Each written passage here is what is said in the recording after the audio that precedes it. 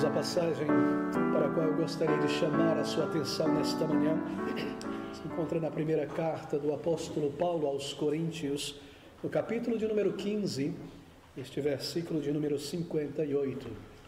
Abra comigo em 1 Coríntios capítulo 15, versículo 58, estas palavras sobre a verdadeira dedicação cristã. Portanto, isto é, tendo em vista tudo o que foi dito antes a respeito de nossa ressurreição gloriosa, portanto, meus amados irmãos, sede firmes e constantes, sempre abundantes na obra do Senhor, sabendo que o vosso trabalho não é vão no Senhor.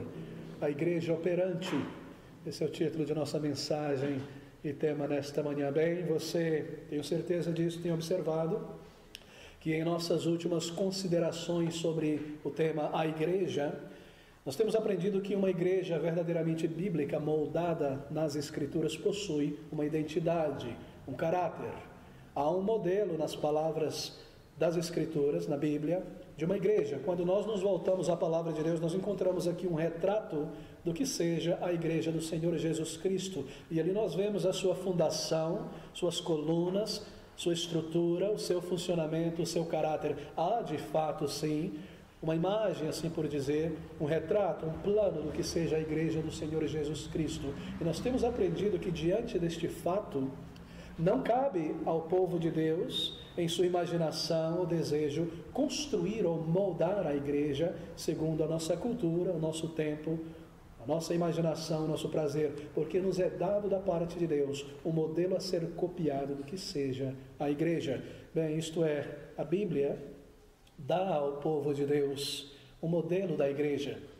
E esse modelo foi dado para que fosse copiado ao longo de cada época, ao longo de cada geração da igreja, do povo de Deus, em todos os tempos, até o final. Oh, amigos, Deus não nos deixou neste mundo como igreja ao bel prazer da nossa imaginação ou astúcia para construir a igreja, o templo de habitação do Senhor. Nós temos na palavra de Deus a identidade da igreja e ela é bastante definida. E o nosso objetivo juntos aqui nesta manhã, ao abrirmos a palavra de Deus, é visualizar mais uma vez o que seja a igreja do Senhor Jesus Cristo. Nós temos visto até aqui qual é a natureza, o caráter da igreja. Temos visto a maneira como a igreja opera, como é a adoração, o que significa ser igreja. Em nosso último encontro e consideração sobre este tema, domingo passado, nós percebemos que uma das grandiosas características de uma igreja local realmente bíblica é que ela é separada do mundo, do mundanismo, do erro e do pecado.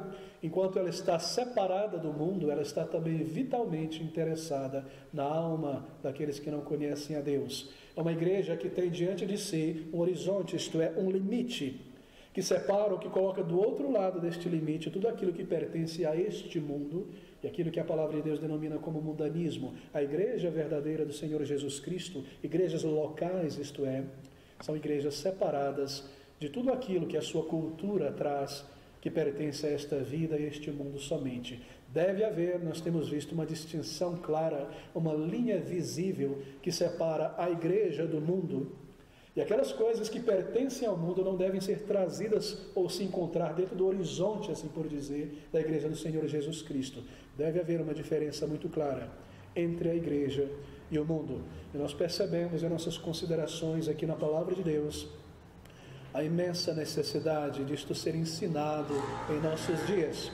Porque nós chegamos a um ponto no meio evangélico e nossa cultura em que a linha que distingue entre o mundo e a igreja tornou-se tão porosa e tão frágil que quase não se percebe a distinção em nossos dias, em igrejas locais, entre o que é mundano e aquilo que é sagrado, aquilo que pertence a Deus. Nunca houve um tempo como o nosso, em que esta bandeira precisa ser levantada e defendida com todo valor pelo povo de Deus. A igreja do Senhor Jesus Cristo é uma igreja santa, separada para Ele. Não deve ser moldada de acordo com as características culturais de cada época. Ela possui uma verdade eterna a proclamar e ela possui uma estrutura, uma natureza também eterna. E o nosso desejo nesta manhã é contemplar mais um desses aspectos bíblicos de uma igreja verdadeiramente bíblica, a saber que a igreja do Senhor Jesus O plano do Senhor Jesus, a marca d'água de uma igreja realmente bíblica é que ela é uma igreja operante, ela é uma igreja que trabalha, ela é uma igreja que serve ao Senhor de verdade. Bem, eu tenho certeza que aos poucos, ao contemplarmos na palavra de Deus esses elementos da igreja, se torne mais e mais claro em nossa mente esse retrato visível da igreja do Senhor Jesus.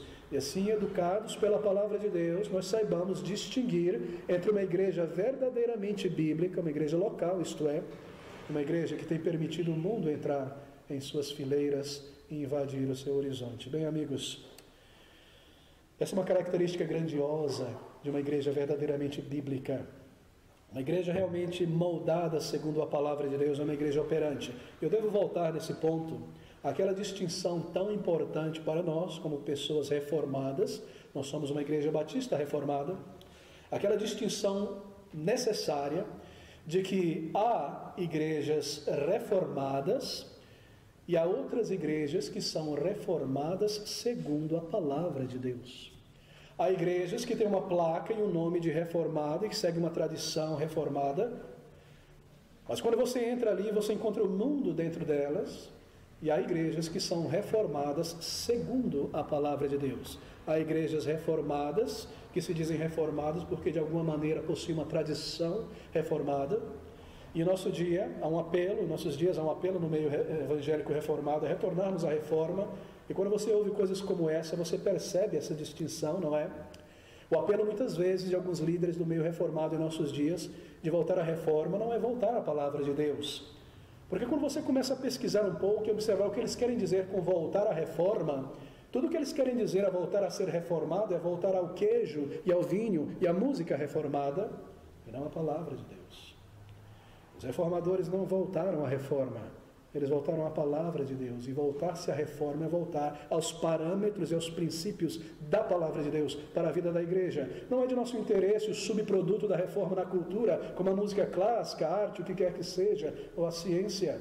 Nosso interesse é voltar à pureza da palavra de Deus. Assim, há igrejas reformadas e há igrejas reformadas segundo a palavra de Deus. Bem, deixe-me fechar esse parêntese importante, porque quando eu menciono isso, o que eu quero dizer, tendo em vista os nossos últimos estudos, é que um desses elementos ou características de uma igreja reformada, segundo a palavra de Deus, é que uma verdadeira igreja reformada, ela será uma igreja operante, uma igreja realmente envolvida com uma obra do Senhor, uma colmeia de homens e mulheres salvos, ativos, envolvidos nesta obra tremenda, essencial, nesta obra suprema do Salvador, que é levar o Evangelho da graça redentora a almas necessitadas e a santificação do seu povo. Bem, uma vez que o nosso desejo aqui na Igreja Batista Reformada da Palavra, em São Paulo, é nos constituirmos como uma congregação, uma membresia, nós estamos caminhando nessa direção. Nós devemos estar atentos, então, para essa característica singular de uma igreja reformada. Nós somos uma igreja operante aqui. E assim, cada irmão e irmã em Cristo Jesus que deseja tornar-se membro desta igreja dentro de alguns meses, deve também abraçar este princípio. Nós queremos estar diretamente, por todo o tempo em que esta igreja existir, envolvido nesta obra suprema do Salvador, que é levar o Evangelho do Senhor Jesus a almas necessitadas. E assim, todo crente, este é o princípio da igreja operante, todo crente em Jesus Cristo deve estar pessoalmente envolvido e dedicado a levar o Evangelho do Senhor Jesus Cristo a outras almas, envolvido de uma maneira direta no serviço do Senhor em sua igreja local. Esse é o princípio da igreja operante. Veja, irmãos, esse não é o princípio do pastor Abner. Esse é um princípio amado e honrado por igrejas reformadas ao longo dos séculos, que a igreja do Senhor Jesus Cristo não é meramente um púlpito e uma audiência, mas homens e mulheres envolvidos na obra do Senhor, de levar o Evangelho do Senhor Jesus Cristo a toda parte. Bem, permita-me começar com o seguinte questionamento: quanto à igreja em nossos dias, igrejas bíblicas, isto é, de nosso tempo, elas refletem as igrejas locais do primeiro século do Novo Testamento. No fervor daquele povo, no serviço daquele povo, no sacrifício daqueles homens e mulheres que estão agora do outro lado do céu, na eternidade. Quanto às igrejas reformadas, agora que eu estou lidando apenas com um círculo pequeno das igrejas reformadas, quanto das igrejas bíblicas de nossos dias realmente podem se assemelhar à dedicação, ao envolvimento, ao fervor do povo de Deus nas igrejas locais do primeiro século. Bem, é um triste fato que haja muitos crentes em Jesus Cristo, homens e mulheres que creem na palavra de Deus, que amem as doutrinas da graça, mas não se engajam em nenhum serviço significativo ao seu Senhor e Mestre. É um fato triste que nós constatamos isso em toda parte, que há pessoas que se comportam como observadores confortáveis na igreja do Senhor Jesus Cristo. Mas, amigos, nunca foi a intenção de Cristo Jesus, o Senhor da igreja, que as suas igrejas locais fossem meramente um púlpito e uma audiência, ou que os crentes se comportassem, como alguém disse, mais como passageiros em um ônibus, observando a paisagem e deixando tudo para o motorista fazer e conduzir, ou muito menos que crentes fossem como pacientes em um hospital, tendo as suas necessidades cuidadas, tratadas pelos funcionários, enquanto eles são servidos. Nunca foi esta a vontade e o propósito do Senhor Jesus ao salvar o seu povo. De fato, a Bíblia está cheia de passagens, e nós podemos contar inúmeras delas. A Bíblia está cheia de passagens que repreendem uma atitude que diz: eu quero apenas aprender, eu quero apenas ser auxiliado, mas eu me decidi não me envolver com a obra do Senhor Jesus Cristo. Eu quero apenas ser edificado, eu quero apenas receber, eu quero apenas ser observador, mas eu não quero me envolver com a obra do Senhor, eu não irei me juntar. A palavra de Deus repreende uma atitude como esta. É um fato trágico que muitos crentes parecem organizar as suas vidas como se o único chamado para um crente fosse desfrutar da palavra de Deus pregada, buscar viver vidas santas e tentar construir as suas famílias da melhor maneira possível. As nossas vidas nunca realmente serão bíblicas, de acordo com a palavra de Deus, isto é, ou espirituais, se nós não levarmos a sério o chamado e o dever do serviço cristão. Essa mensagem é sobre o princípio da igreja operante. Parece que há crentes, amigos, que de alguma maneira se levaram a assumir que estes textos do Novo Testamento que falam sobre serviço cristão, eles estão de alguma maneira apenas dirigidos aos apóstolos do primeiro século e aos pastores consecutivamente, e diáconos talvez, mas esses textos sobre o serviço cristão, sobre um serviço dedicado, descreve na verdade crentes em Jesus Cristo, eu posso usar o termo comuns, envolvidos diretamente na obra do Senhor. Um dos grandes males das igrejas reformadas, não segundo a palavra de Deus, é que elas distinguem entre clero e leigos. Você ouve o tempo todo esse termo, os leigos, não é verdade? Mas esse é um grande mal, porque um pastor e um diácono é um homem que vem do povo de Deus e que está ombro a ombro com os crentes na obra e no serviço do Senhor. Não é dado apenas a pastores e líderes o serviço do Senhor, todo o povo de Deus envolvido. Nós veremos textos sobre textos nesta manhã, mostrando estas verdades. Meu objetivo, na verdade, é nada mais do que isso: apresentar de uma maneira simples nesta manhã esses textos que estabelecem esta doutrina vital da igreja operante. Bem, será um estudo bastante simples nesse sentido. Volte-se comigo nesta manhã para o nosso primeiro texto, está aí diante de você, em 1 Coríntios capítulo 15, versículo 58. Esse versículo 58 é a conclusão de uma corrente de raciocínio muito poderoso aqui da parte do apóstolo Paulo. Veja o que ele está fazendo aqui. Ele está tomando aquelas coisas gloriosas do nosso final, da nossa jornada, do final de nossa jornada, isto é, um novo corpo ressurreto, a glória eterna com o Senhor. Ele está dizendo: diante de tudo isso, irmãos, portanto, meus irmãos, vendo isto, olhe agora para esta vida e para o serviço cristão. Portanto, meus amados irmãos, sede firmes, inabaláveis e constantes, sem parar, sem cessar, continuamente, sempre aumentando, abundantes na obra do Senhor, sabendo que o vosso trabalho não é vão no Senhor. Maravilhoso este termo, não é? Esse texto. Há um termo aqui poderoso. A palavra traduzida como trabalho, é o termo mais frequente utilizado no Novo Testamento, no grego, no original, para descrever esse tipo de trabalho que um crente deve oferecer para o Senhor na igreja local. Veja o que ele diz: o vosso trabalho, sabendo, tendo em vista, que o vosso trabalho não é vão no Senhor, não é sem fruto.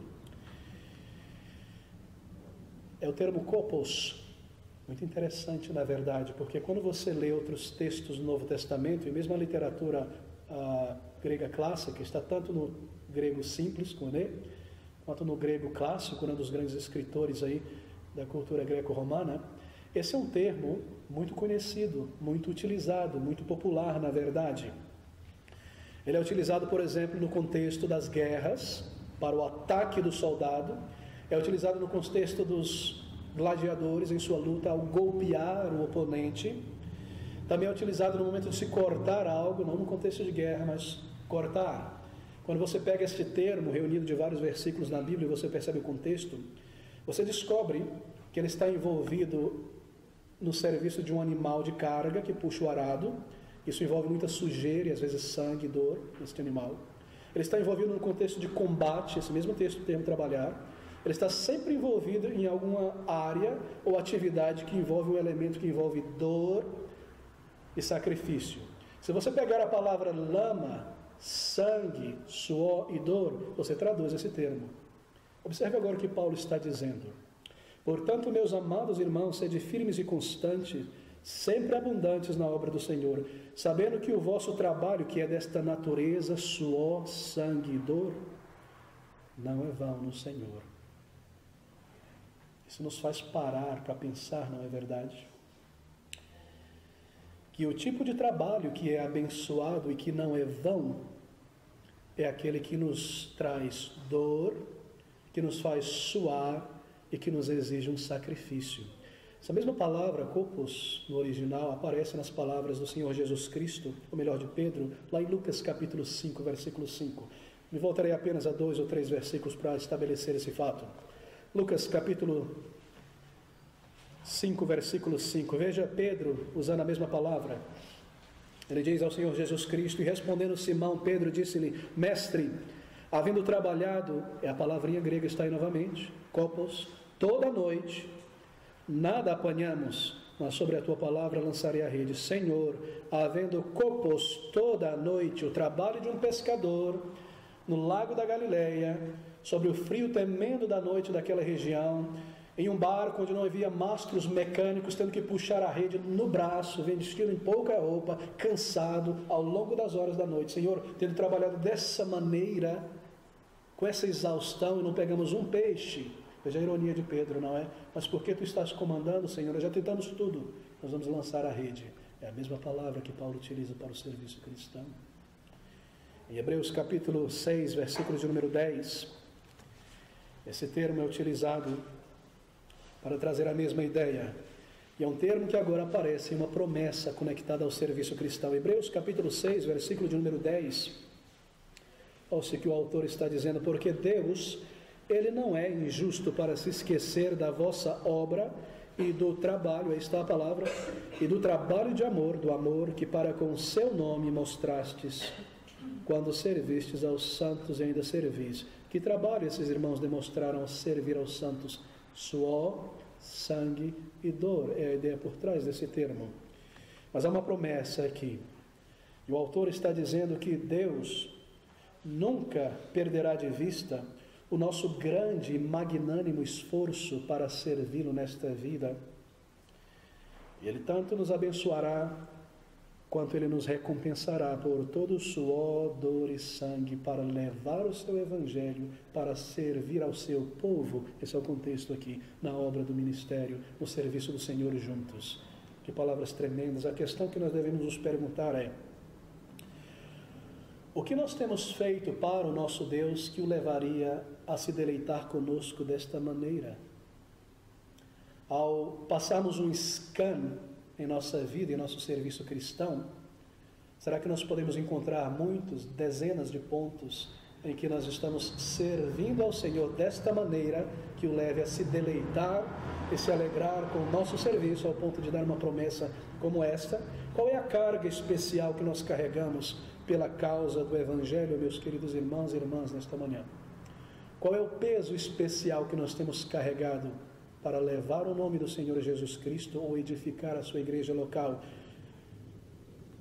Será que nós pensamos que tudo o que devemos fazer, ou se devemos fazer alguma coisa na igreja do Senhor Jesus Cristo, serão somente aquelas coisas que nos trarão um grau de prazer, ou que nos deixarão intocados pelo cansaço e pela dor e pela dificuldade? Há uma tendência, Satanás é que está por trás dessas coisas, como nós precisamos de discernimento em nossos dias. Nos parece, em algumas igrejas, essa atitude nécia de alguns líderes, que toda a obra do Senhor, para ser realizado, você precisa ligar ou adicionar a ela uma medida de lazer, de comida, de beleza, de risada, porque senão o povo de Deus não vai se envolver com nada. Não é verdade? Mas o que nós temos feito ou carregado, qual tem sido a nossa medida de peso real, suor, dor e sangue, para servir ao Senhor que lhe agrada? Nesse mesmo capítulo, no versículo 11 e 12, veja o que ele continua a dizer, em Hebreus ainda: mas desejamos que cada um de vós mostre o mesmo cuidado para a completa certeza da esperança até o fim, para que vos não façais negligentes, mas sejais imitadores dos que pela fé e paciência herdaram as promessas. Nestas palavras, meus irmãos, nós somos recordados sobre a participação zelosa no serviço cristão dada a cada crente. Não é somente o dever dos líderes de uma igreja, é o dever de todo crente em Jesus Cristo, essa medida, essa carga, esse peso do serviço cristão. Esse termo árduo aqui nesse versículo que nós lemos, cansaço, envolve dor. Lembre-se da ideia por trás do termo utilizado por Paulo com grande frequência para representar o trabalho cristão: lama, sangue, dor. Se não há essa medida, deixa eu colocar nessas palavras, ter isso em vista é essencial para nós termos um conceito correto do que seja o serviço a Cristo. Em nosso serviço, essa medida deve estar presente. Nós não devemos deixar que Satanás questione isso, diminua isso, amenize o nosso dever e compromisso de servir ao Senhor de uma maneira vigorosa, serviçal realmente. Nós somos chamados a sermos cooperadores na obra do Senhor. Essas são palavras difíceis de engolir em uma geração como nossa, não é verdade? Cheia de prazeres e lazeres e confortos e comodidades. Quão difícil às vezes é levar o Evangelho como igreja local em uma sociedade como nossa. Mas há uma promessa que, quando Paulo diz lá em 1 Coríntios 15, 58, o nosso primeiro texto, que o nosso trabalho não é vão no Senhor, ele traz o resultado. Ao pronunciar essas palavras divinamente inspirada por Deus, ele está dando uma promessa que não será quebrada. Mas veja, essa não é uma promessa que cubra atos de serviço cristão que custam pouco e nos deixam inteiros e com completo vigor ao final deles. Essa promessa não cobre um tipo de serviço como esse. O serviço que não é vão ou vazio no Senhor é um serviço que nos cobra e que nos envolve por inteiro e que traz uma medida desta carga em particular. Essa é a ideia por trás desses termos em todo o Novo Testamento. É esse o serviço que não é vão no Senhor e que trará um resultado e também uma bênção para o crente em Jesus Cristo. A bênção do Senhor não é garantida para nossos esforços moderados, esporádicos, descontínuos. Nossos projetos inacabados no reino de Deus e abandonados podem muito bem vir a ser inúteis e não abençoados. De acordo com essa promessa, é o nosso trabalho custoso, cansativo, sacrificial, pesado, que nunca será em vão no reino de Deus. Portanto, se nós queremos ter a certeza de colher uma bênção espiritual, nosso esforço tem que se qualificar nesse padrão estabelecido pelo Senhor Jesus Cristo. Isso traz uma outra dimensão da vida cristã, não é, meus irmãos, que tem sido enterrado pelo evangelho cultural, reformado cultural em nosso meio. Chamados para servir a Cristo de fato. Abra comigo em 1 Tessalonicenses, capítulo 1, versículo 2 e 3, porque há um outro exemplo aqui, agora um exemplo real de uma igreja vivendo este serviço e recomendada. 1 Tessalonicenses, capítulo 1, versículo 2 a 3. Veja o que Paulo está dizendo aqui. Paulo e Silvano e Timóteo, a igreja dos Tessalonicenses em Deus, o Pai, e no Senhor Jesus Cristo, graça e paz tenhais de Deus nosso Pai e do Senhor Jesus Cristo. Sempre damos graças a Deus por vós todos, fazendo menção de vós em nossas orações, lembrando-nos sem cessar da obra da vossa fé, do trabalho, isto é a palavra, do trabalho do amor e da paciência da esperança em nosso Senhor Jesus Cristo, diante de nosso Deus e Pai. Veja o que Paulo está fazendo aqui. Ele está saudando, ele está recomendando aqueles crentes em Jesus Cristo. Os cristãos de Tessalônica, os crentes daquela igreja, eles tinham trabalhado juntos como igreja, corporativamente, de tal maneira, pela alma, pelo bem da alma de muitas pessoas, que Paulo chama de um exemplo para outras igrejas, ou um padrão para outras igrejas. Aí mesmo, em 1 Tessalonicenses 1, veja o versículo 7 e 8, ele diz: de maneira que fostes exemplo para todos os fiéis na Macedônia e Acácia, porque por vós, pelo vosso exemplo, soou a palavra do Senhor, não somente na Macedônia e Acácia, mas também em todos os lugares. A vossa fé para com Deus se espalhou. Como eles sabiam, conheciam a fé deles, senão através do trabalho visível deles? Cada crente deve se perguntar: poderia a minha participação na obra e no serviço do Senhor Jesus Cristo ser tão afetuosamente recomendada por Paulo? Poderia o meu envolvimento na casa do Senhor, na igreja local onde Deus me trouxe, me plantou, ser recomendado desta maneira por Cristo Jesus diante do trono de Deus? Tenho eu realmente compreendido quão grande deveria ser a minha participação na obra do Senhor? Amigos, até que ponto nós devemos estar prontos para servir a Cristo? Até que limite eu devo ir? Filipenses capítulo 1, 27 responde esta pergunta. Filipenses 1, 27. Somente deveis portar-vos dignamente conforme o Evangelho de Cristo, para que quer vá e vos veja, quer esteja ausente, ouça acerca de vós, que estáis no mesmo Espírito, combatendo juntamente com o mesmo ânimo pela fé do Evangelho. A nossa segunda palavra, o termo que é utilizado pelo apóstolo do Senhor para descrever o tipo de serviço cristão, é esta palavra, combatendo. Combatendo juntos, ou juntamente, como igreja, com o mesmo ânimo pela fé do Evangelho, para a proclamação e defesa da fé do Evangelho. Acho que essa palavra, combatendo juntos, no grego, é uma palavra que significa lutando junto com os outros, combater juntamente, no mesmo exército, no mesmo time. É a palavra grega da qual nós tiramos em português a palavra atleta, a palavra grega athleo. Nós derivamos a palavra em português atleta. Paulo sempre usa ilustrações magníficas, não é? Continuamente ele está usando imagens ou ilustrações. É como se ele desse recursos visuais. Ele está dizendo: eu acabei de dizer algo, olha o recurso visual aqui para clarificar. Ele traz uma imagem. E a imagem aqui é de um atleta. O exemplo do serviço cristão é paralelo ao exercício de um atleta. Bem, o atleta é um competidor, é alguém que está preparado para treinar duro para alcançar um objetivo. Ele está pronto para sofrer ferimentos, ele está absolutamente decidido a completar e a ganhar aquela competição, que está em vista que um atleta em uma corrida. Bem, os Jogos Olímpicos estão aí às portas, não é? Apesar das grandes dificuldades estruturais típicas de nossa sociedade, mas estão aí.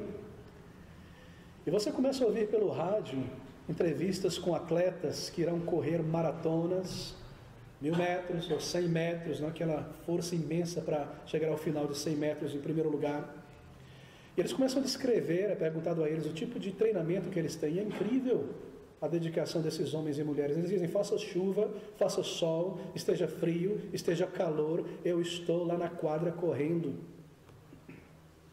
tremendo esforço, uma percepção consciente do seu peso, da sua altura, de quanto já ganhou de massa muscular, de quanto tempo recordes já quebrou em termos de distância, algo consciente da mente, um esforço físico que vai e sente a dor de alcançar e passar essas metas, tremendo esforço.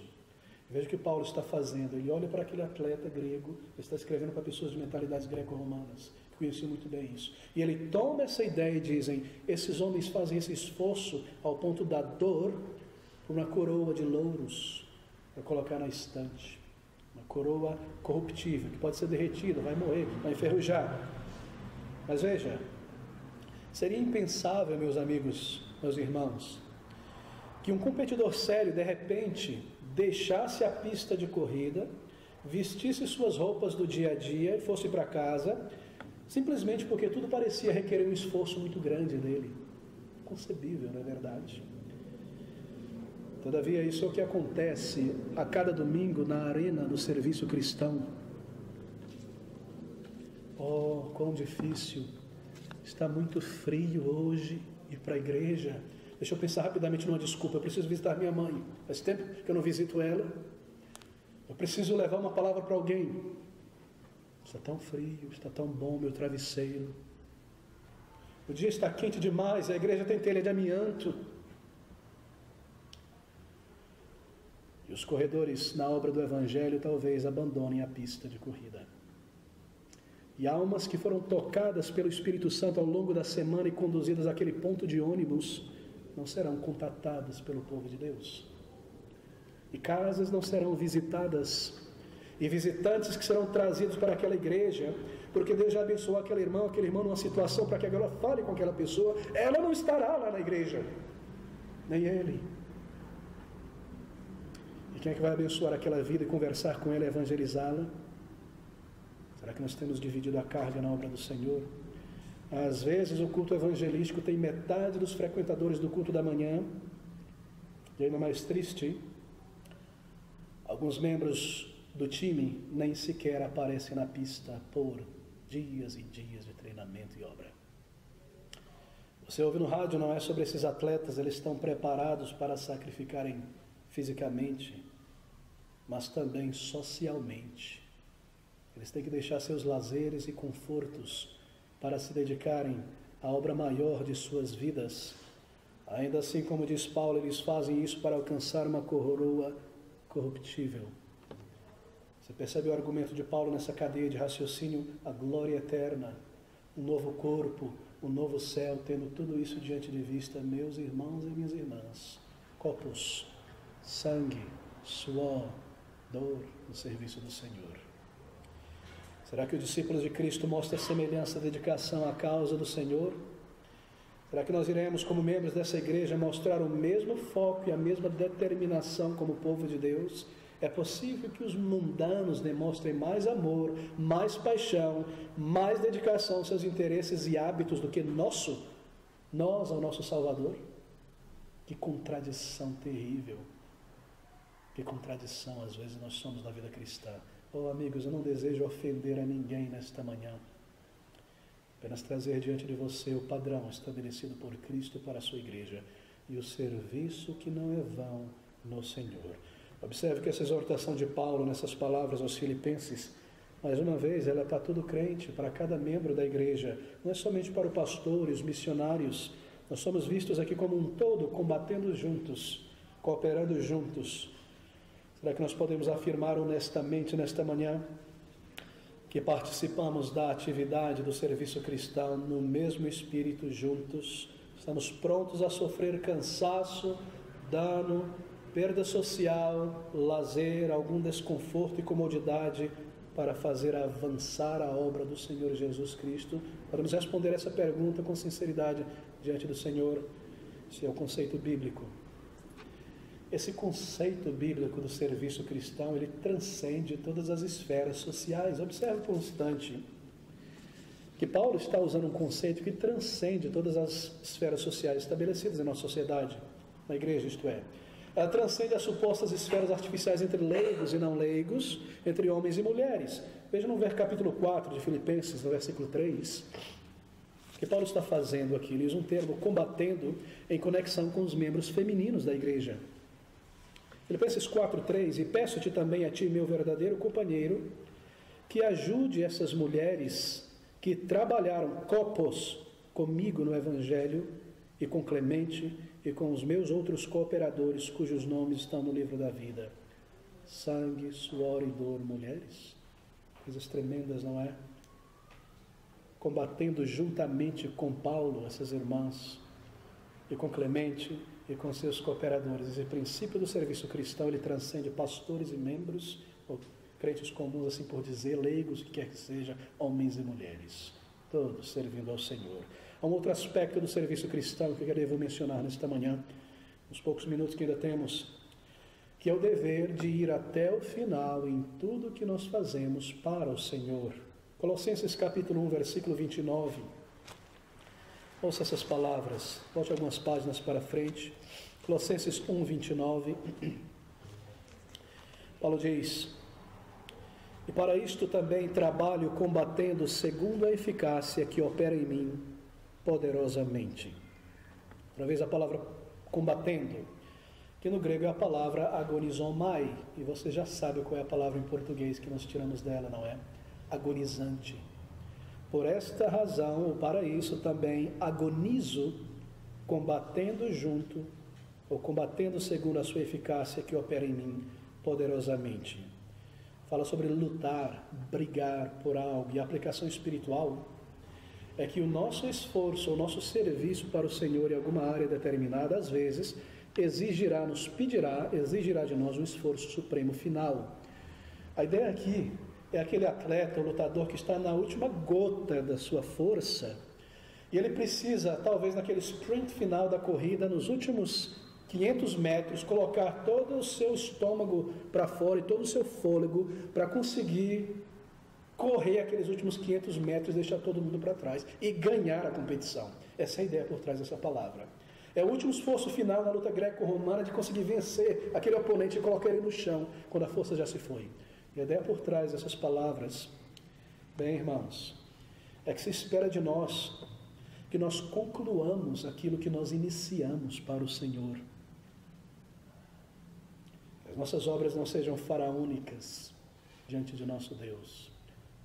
Os nossos projetos não fiquem no papel, mas também se espera que, como soldados, combatentes e lutadores, que estão preparados para usar a última gota da força, a fim de evitar a derrota e assegurar a vitória, nós concluamos o que nós iniciamos diante do Senhor. Bem, irmãos, com este verbo contender, o apóstolo inspirado está dizendo que nós devemos terminar as nossas tarefas começadas para Cristo. Espera-se de nós que nós assumamos uma responsabilidade completa por projetos e sigamos até o final e completamos para a glória do Salvador. É possível que o crente esteja excepcionalmente cansado, mas porque ele vai ser fiel ao seu Senhor, tendo iniciado algo para a glória do Salvador, no seu serviço cristão, ele deve se lançar aos cuidados do Senhor nesse momento excessivo de cansaço e fazer um último esforço magnânimo para completar a obra do Senhor. Estamos preparados para isso na obra do Senhor hoje? A nossa velha natureza pode pedir por sossego, não é? E conforto. Mas o servo do Senhor deve desejar ser contado como parte na obra do Evangelho e na causa de Cristo ao longo de sua breve jornada aqui na terra. Irmãos, será que nós estamos continuamente cedendo a certos confortos e privilégios que às vezes são legítimos realmente? Será que nós estamos colocando de lado esses confortos e privilégios para fazer a obra do Senhor e batalhar por almas como nosso principal interesse e ocupação ao longo de nossa vida e, sobretudo, no dia do Senhor? Ou nós somos do tipo de pessoas que estão indisponíveis para tarefas vitais? Veja como nós amarramos os nossos pés, então queremos correr, não é? Há tantas coisas legítimas que se tornam embaraço. O autor de Hebreus, no capítulo 11, fala sobre isso. A prosperidade é um grande embaraço, muitas vezes, para muitos crentes. E essa é uma praga em nossa sociedade, enquanto irmãos e irmãs em Cristo estão sofrendo na carne, literalmente, para levar o Evangelho a outros países, nós somos encantados pelos confortos de uma sociedade afluente como a nossa. Todos nós temos coisas que muitos crentes não têm acesso a meios de comunicação, conforto, a pessoas que têm suas chácaras e seus sítios, e sua mensalidade num clube, num lugar, numa praia. E quando é que elas vão desfrutar dessas coisas? No dia do Senhor. Às vezes o crente é tão indisciplinado que o dia do Senhor é entulhado com deveres de casa, lavar de roupas, compras de supermercado. Será que nós temos colocado de lado estas coisas para estarmos presentes na obra do Senhor? O serviço cristão é uma luta contra poderes das trevas, a dureza dos corações humanos e também contra a indolência e letargia de nossos próprios corpos. Você percebe como essas coisas pendem para baixo? Nós precisamos mantê-las. Se você conhece o teu próprio coração, você entende o que eu estou dizendo aqui. Continuamente, irmãos, nós devemos nos comprometer de todo o coração a servir a Cristo. E a nossa fé é manifesta desta maneira. Essa é a fé que só existe com obras, porque ela é visível por obras. Deixa-me falar sobre algo tão belo do serviço cristão, a grande honra e a grande dignidade do serviço cristão. 2 Coríntios capítulo 5, versículo de número 9. 2 Coríntios 5, 9. Que palavras nós temos aqui?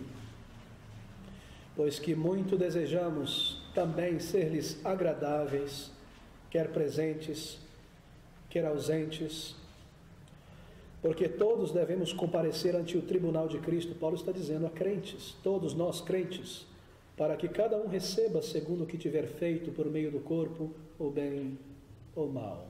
Obviamente se incluindo pessoas não salvas. Mas Paulo está dizendo aqui que ele trabalha para agradar o Senhor e ganhar a aprovação de seu mestre. Ele não toma isso como algo garantido, que ele já está aprovado diante de Cristo, mas ele trabalha para ganhar essa aprovação. É um esforço. Ele é impulsionado por uma ambição muito grande de realizar algo significativo para Cristo em sua vida. Ele constrói para aquele último dia, quando todos os salvos se juntarão a Cristo em triunfo e na glória revelada. Ele não tira de diante dos seus olhos o último dia, o final de sua carreira. Nada excita mais o coração do apóstolo Paulo nessas palavras do que contribuir para aquele dia ser aprovado pelo seu Senhor e Rei. Será que nós somos igualmente dedicados como crentes em Jesus Cristo ao longo de nossa breve jornada aqui na terra? Será que nós iremos sacrificar confortos e vantagens legítimas tantas vezes, e às vezes mesmo necessárias, ou honras, pelo papel de cumprir e fazer a obra do Senhor Jesus nessa breve jornada em nossa igreja local? Será que isso dominará os nossos projetos e a nossa vida? E nós planejaremos a nossa vida em torno deste eixo que é servir ao Senhor em sua casa de oração? Uma atitude inferior a essa não conseguirá manter o nosso vigor espiritual ao longo da jornada, irmãos. É necessário estabelecer esse ponto, este eixo central que direciona a nossa vida. Servir ao Senhor, viver para Ele. Tudo mais deve girar em torno disso, do reino de Deus, das coisas do Senhor. Alguns fatos tão importantes sobre o serviço cristão. Veja Efésios capítulo 4, 11 e 12. Umas páginas para frente. Efésios capítulo 4, versículo 11 e 12.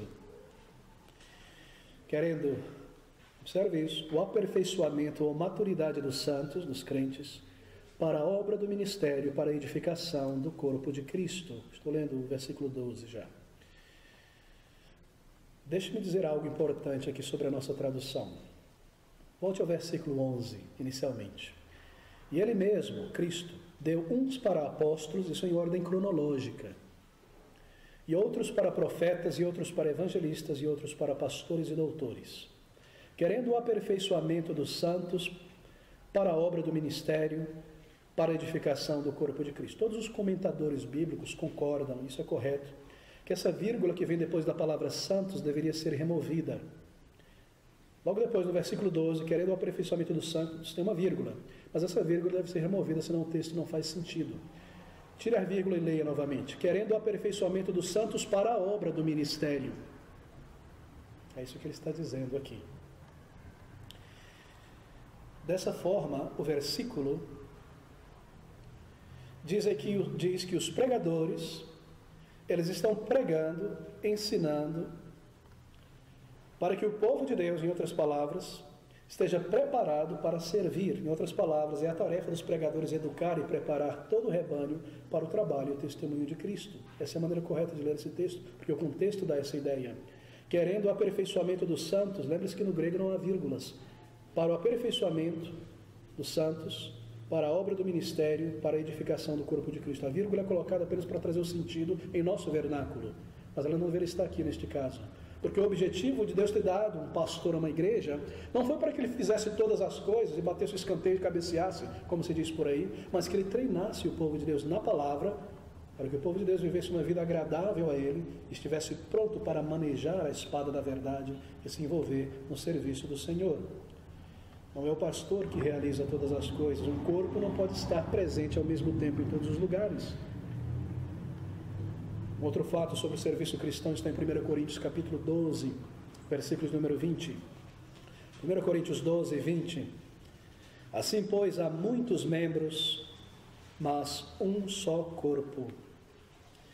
É maravilhoso esta analogia, essa ilustração de Paulo mais uma vez, porque ele está dizendo aqui, eu só lerei esse versículo pelo tempo, que há muitos membros em um corpo físico, assim é a igreja.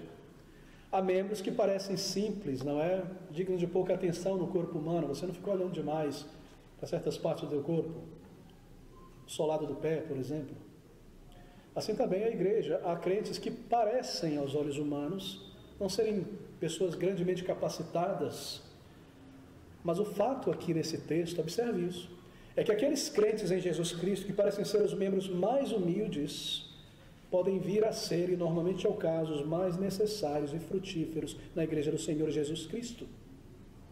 Porque eles têm um senso da sua indignidade e pequenez, e por isso eles se levam a se dedicar mais ao Senhor e estar sempre presente. Eu não poderia faltar, não poderia deixar de servir. Eu sou tão pequeno que eu posso fazer se não estou envolvido. E no final das contas são eles que mais servem ao Senhor em toda a obra.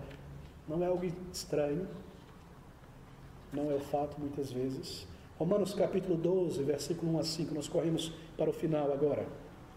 Romanos 12, de 1 a 5, ninguém diga a si mesmo, eu não tenho a capacidade daquele irmão, eu não tenho a capacidade daquela irmã, só depois que eu conhecer toda a doutrina da fé eu vou começar a servir cada membro envolvido na obra do Senhor.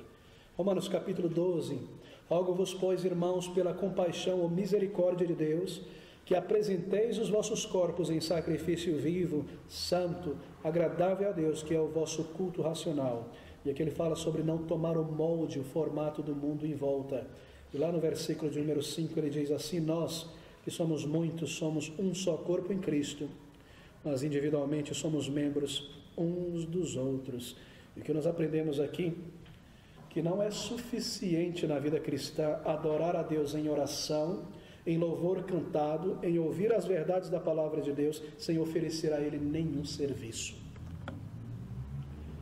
Rogo-vos, pois, irmãos, que ofereceis os vossos corpos, você esteja ali presente, como um culto que é dirigido a Deus. Não é suficiente apenas sentar-se para adorar por palavras, porque a oferta de louvor e adoração, ela não inclui aquela energia, aquele tempo de uma pessoa de um grau elevado como o serviço envolvido, não é?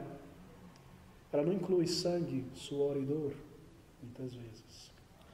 Não envolve uma grande entrega, um grande esforço. Geralmente é dito que as ações falam mais do que as palavras, não é? Uma pessoa deve ser oferecida sinceramente e ativamente e integralmente ao Senhor seu Deus, não apenas um oferecimento das emoções. Nessa mesma passagem, no versículo 11, Paulo diz, fervorosos no Espírito, servindo ao Senhor. Leia esse versículo comigo. Não sejais vagarosos no cuidado, sede fervorosos no Espírito, servindo ao Senhor. De que maneira nós interpretamos este versículo? Ele está dizendo, na adoração, range os dentes, tente tocar sobrenatural com a tua mão, esse é o teu serviço para o Senhor. Não, ele está dizendo, então envolvimento na obra do Senhor, seja fervoroso. Fervor aqui é no envolvimento. Se nós adoramos a Deus em espírito e em verdade, nós cantamos louvores com a mente baseado na palavra, nós ligamos grandes sentimentos, nós dirigimos a nossa oração a Deus envelopado nesses sentimentos de profunda sinceridade, mas em nosso serviço de levar o Evangelho, de bater nas portas, de edificar a casa do Senhor, deve haver grande fervor e envolvimento. Com tantos fatos bíblicos sobre o serviço cristão, como nós podemos, ou como podem verdadeiros crentes permanecer não convencidos sobre o princípio de que todo crente deve estar diretamente envolvido na obra do Senhor, no serviço da sua congregação? Como nós podemos permanecer sem nos envolver em algum ministério da igreja local do Senhor, onde Ele nos colocou? Eu me recordo, queridos, como criança, crescendo no meio evangélico, ali, pré-adolescente, início dos anos 80. Você cresce nesse meio, 30 anos atrás, 35 anos atrás, as coisas eram muito diferentes. E todo crente servia a Cristo, em todas as igrejas. Havia um sentimento de estar envolvido na obra do Senhor. E era uma coisa tão intensa que você viajava e via a igreja em toda parte, plantados por pessoas que se esforçaram demasiadamente para chegar ali. Havia esse senso que não era nem falado em palavras, que todo crente deveria estar envolvido. Se você não estivesse servindo ao Senhor, você era visto mais ou menos como um crente de segunda classe. Que coisa tremenda, não é? As pessoas olham para você meio assim, porque você não estaria envolvido na obra do Senhor. Como os tempos mudaram, não é verdade? Por que as coisas mudaram? Bem, a resposta é que este princípio tão precioso e tão vital para a igreja, o princípio da igreja operante, deixou de ser claramente articulado, explicado e ensinado nos púlpitos, quanto outros tantos princípios, como a adoração bíblica e tantos outros. De modo que já não se tem uma visão adequada da natureza da igreja, em primeiro lugar, da natureza da vida cristã e das obrigações dos membros de uma igreja. Nós somos peregrinos nessa jornada. Nós somos chamados para servir ao nosso Mestre. Uma outra razão é que algumas vezes um mau exemplo tem sido dado pelos membros mais maduros de uma congregação, que não se engajam em frentes específicas de evangelismo ou de serviço do Senhor e não tem nenhuma intenção de buscar qualquer frente. E os novos crentes observam essas coisas e são levados a tropeçar em sua vida cristã. Há crentes que supostamente deveriam ser mais maduros na fé pelo tempo em que estão andando na vida cristã, mas que simplesmente têm o hábito de boicotar o culto evangelístico. Não poderia ser algo mais efetivo, não é, para reduzir a igreja do Senhor Jesus Cristo? Não poderia ser um exemplo mais efetivo para desencorajar novos crentes na fé? Imaginar que nosso serviço cristão, a nossa adoração a Deus é uma opção, eu posso optar por não adorar a Deus. Posso eu dizer ao Senhor, Senhor, hoje eu optei em não me juntar ao teu povo e te adorar em espírito e em verdade. Nós já aprendemos, não é, a distinção dos departamentos da adoração, a adoração de toda a vida para o Senhor, e uma adoração específica que é em espírito e em verdade, que é a adoração na igreja, quando o povo está junto. Eu estou dizendo a Deus, Senhor, eu opto a não te adorar hoje em espírito e em verdade. Terrível exemplo nós damos aos nossos filhos e filhas e a crentes em Jesus Cristo, porque ações falarão na geração em crescimento muito mais alto do que nossas palavras vão tentar admoestar-nos. Em terceiro lugar, nós devemos apontar o dedo para a nossa tendência natural à letargia e ao ócio, algo que devemos continuamente combater. Amigos, o pecado da letargia, quando ele não é combatido, é um grande inimigo do conceito da igreja operante. Esse é o grande pecado de não fazer nada para a glória do Senhor, de fato. Em quarto lugar, há crentes que não conseguem ter um comprometimento real e contínuo com o Senhor, sério, com o serviço cristão, porque eles são desgovernados. Em outras palavras, são governados pela desordem. É triste observar isso na vida de muitos crentes. Às vezes há crentes, eles não são necessariamente preguiçosos. Você observa que há um certo vigor na vida desse crente. Mas as suas vidas são tão mal organizadas que cada momento em seu tempo é completamente ocupado com atividades pessoais, domésticas, e nada é deixado para as coisas de Deus. E às vezes você vê eles entrarem na igreja para oferecer ao Senhor as migalhas de sua força e energia emocional, dominados pela desordem ao longo da semana. Amigos, nós temos o dever diante de nosso Deus de organizar as nossas prioridades com grande cuidado, exercendo autodisciplina sobre o nosso tempo, recursos, talentos, para glorificar o Senhor. Como nós poderíamos, diz aquele escritor de um belo hino, ascender os morros e as montanhas deste mundo de projetos e de buscas, com todo o vigor e com toda a força, ou melhor dizendo, correr pelos vales desta vida, ele disse, com todo o vigor e força, então tentar ascender o monte do serviço do Senhor com o resto de nossa energia, dar a este mundo o ouro de nosso prazer, alegria, atenção, e a Cristo as migalhas de nosso coração. Outra razão para o não envolvimento no serviço cristão, infelizmente, é o baixo nível de sentimento que há em muitos crentes. Eles simplesmente não parecem, não demonstram se importar com o vigor e com a saúde de sua igreja local. Tanto faz se as pessoas não estão indo, se a igreja não está crescendo, se as coisas não estão em movimento. É isso que eles estão dizendo por atitudes. Muito menos parece ter grandes sentimentos por almas, pelo menos não ao ponto de se juntar ao povo de Deus e dizer a ela que elas estão perdidas se elas não se voltarem a Cristo Jesus. Alguns parecem alheios às coisas que parecem ser feitas na igreja do Senhor Jesus Cristo. Um grande perigo não é para uma igreja em negligenciar o princípio da igreja operante. Sabe por quê? Porque ela se torna vulnerável. Amigos, por que é que muitos verdadeiros crentes em Jesus Cristo caíram na rede do pentecostalismo e neopentecostalismo? Eu vou lhe dizer uma das razões apenas, não todas, nosso tempo é curto. Mas a razão foi que muitos crentes sinceros estavam em igrejas letárgicas. Em um determinado momento, nessas igrejas desobedientes, eles sentiram que a sua vida estava um tanto vazias. Eles sentiram falta de algo. A igreja não servia, não alcançava almas, não mostrava amor por Deus. Então eles foram atraídos pela propaganda do pentecostalismo, de emoções, de uma vida plena, de sentimentos. E lá eles foram parar, e por ali ficaram por muitos anos. Você percebe a vulnerabilidade que isso traz a uma igreja? Muitas vezes todo crente passa por dúvidas sobre a sua salvação. Alguns domingos atrás nós lidamos com a diferença entre certeza pessoal de salvação e segurança de salvação. Eu quero encorajar cada crente a ouvir esse estudo.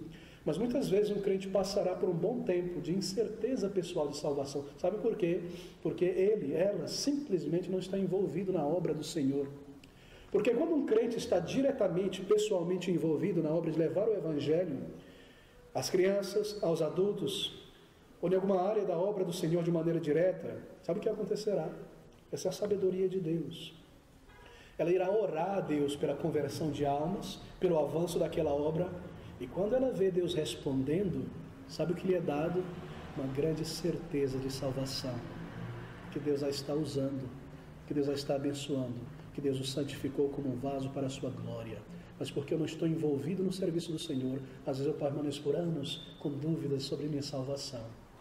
Mas quando eu vejo Deus me usar e responder minhas orações e abençoado na instrumentalidade, que certeza, que segurança, que eu sou dele, e que ele ouve e responde as minhas orações, e que ele abençoa toda a minha instrumentalidade. Uma igreja operante tem capacidade, um pequeno exército de homens e mulheres realmente dedicados ao Senhor faz muito maior estrago no campo de Satanás do que uma imensa igreja morosa, centrada em programas anuais, em confraternizações e entretenimento. Lembre-se do exército de Davi, não é? É isso que nós aprendemos daquele pequeno exército. Quantas vitórias sobre os inimigos do povo de Deus. Quanto campo e terreno foi ganho para Israel. Uma pequena igreja de homens e mulheres centrados na palavra de Deus, vidas voltadas ao Senhor, alcança muito mais do que imensos ministérios mundanos e voltados para o aqui e agora. Tenha certeza absoluta disso. Porque foi que Deus escolheu a Davi e não a seus belos irmãos, porque ele rejeitou a Saul, o mais alto e mais belo de toda a nação. Será que Deus está interessado nessas coisas, queridos? E por último, Senhor, observa as nossas obras. Será que nós temos perdido de vista o fato de que o Senhor anota, assim por dizer, as nossas realizações e as nossas obras? Quando o Senhor Jesus Cristo, ali em Apocalipse, disse à igreja dos Laodiceios, Apocalipse 3,15, que eles eram mortos, ele disse assim: eu conheço as tuas obras. Aquela era uma igreja real, num país real, aqui nesse mundo. Ele olha sobre esta igreja hoje, cada igreja local, e conhece as obras de cada igreja.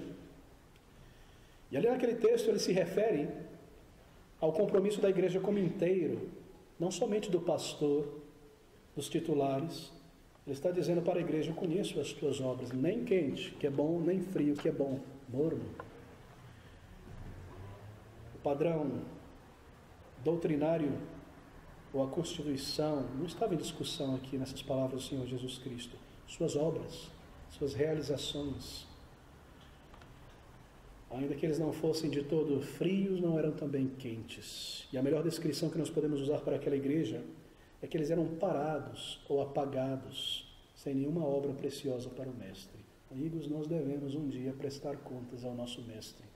Lembre-se sempre disso. Pelas oportunidades, pelos talentos, pelos recursos, pelas muitas respostas às nossas orações. Às vezes um crente ora para uma igreja bíblica e Deus responde. E depois ele começa a agir com deslealdade ao corpo de Cristo. O Senhor nos levará a prestar contas de cada oportunidade colocada em nossas mãos para falar e manifestar o amor de Cristo a outras almas. Certamente esse é o primeiro e mais importante objetivo de nosso tempo presente. O restabelecimento de padrões sacrificiais, de vida cristã sacrificial dedicada ao Senhor. Que o Senhor nos mova a deixar de lado, de fato, a busca por nossa própria satisfação e alegria somente nessa vida. Que o Senhor nos mova a começar uma vida genuína de dedicação a Ele hoje, não amanhã. Que nos mova também a entender que a palavra de Deus urge o ativismo real do seu povo. Somos chamados a sermos imitadores do apóstolo Paulo, não é? E nós, cooperando também com ele, nos diz lá em 2 Coríntios 6:1. O Senhor nos mova o coração mais uma vez, amigos, de modo que voltemos aos antigos padrões de verdadeira dedicação a Cristo. Nenhuma outra abordagem da vida cristã trará as bênçãos de segurança, certeza, paz e alegria como uma atitude como essa. Essa é uma característica marcante desta congregação e será até o final. Será sempre uma igreja que serve a Cristo com toda a dedicação. Sempre uma igreja operante, uma igreja trabalhadora. E todo crente que o Senhor trouxe aqui ou nascerá em nosso meio, se esperará dele e dela que se junte à obra do Senhor Jesus Cristo. Não há como receber um crente como membro de uma igreja se não há um desejo de ser parte de uma família. Essa é a igreja de Jesus Cristo e nós, seus servos.